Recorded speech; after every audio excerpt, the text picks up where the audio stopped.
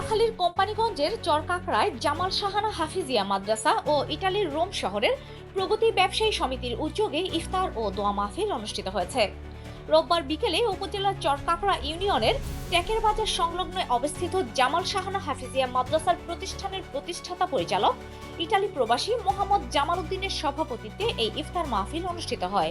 এতে রমজানের তাৎপর্য ও সামাজিক দায়বদ্ধতা নিয়ে আগত ধর্মপ্রাণ রোজাদারদের উদ্দেশ্যে গুরুত্বপূর্ণ আলোচনা করেন প্রতিষ্ঠানের সহকারী প্রধান শিক্ষক হাফেজ মাওলানা মোজাম্মেল হোসেন। এ সময় তিনি রমজানের শিক্ষা, সংযম, আত্মশুদ্ধি ও মানবিকতার গুরুত্ব তুলে ধরেন। এতে আরো উপস্থিত ছিলেন বিশিষ্ট সমাজসেবক ও চরকাকড়া ইউনিয়নের সাবেক চেয়ারম্যান পদপ্রার্থী স্পেন প্রবাসী জাহাঙ্গীর আলম মিরন, বিশিষ্ট সমাজসেবক মাস্টার সিরাজুল ইসলাম সহ স্থানীয় গণ্যমান্য ব্যক্তিবর্গ উপস্থিত ছিলেন।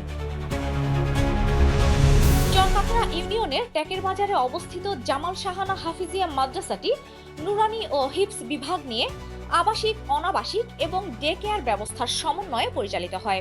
মাদ্রাসাটি এলাকার শিশুদের ধর্মীয় শিক্ষা ও নৈতিক মূল্যবোধ গঠনে গুরুত্বপূর্ণ ভূমিকা রাখছে।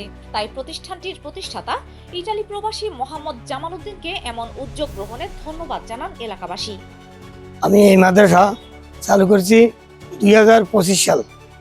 আমাদের 2025 সালে ছিল আবাসিক জামাল শাহানা হাফিজিয়া মাদ্রাসার হেফজখানা 20 জন নিয়ে চালু হয়েছে। আর এখন আমাদের 2026 সালে চালু হয়েছে নুরানিতে আছে আল্লাহ রহমতে 40 জন। আমরা আশা হইলো আমরা এই এলাকাতে ভালোভাবে উন্নতি করা, আর আমরা এই এলাকার ছাত্রছাত্রী গরিব যারা আছে তাদেরকে বিনা পয়সায় লেখাপড়া করা, আর যারা একবারে এতিম তাদের জন্য সম্পূর্ণ ফ্রি।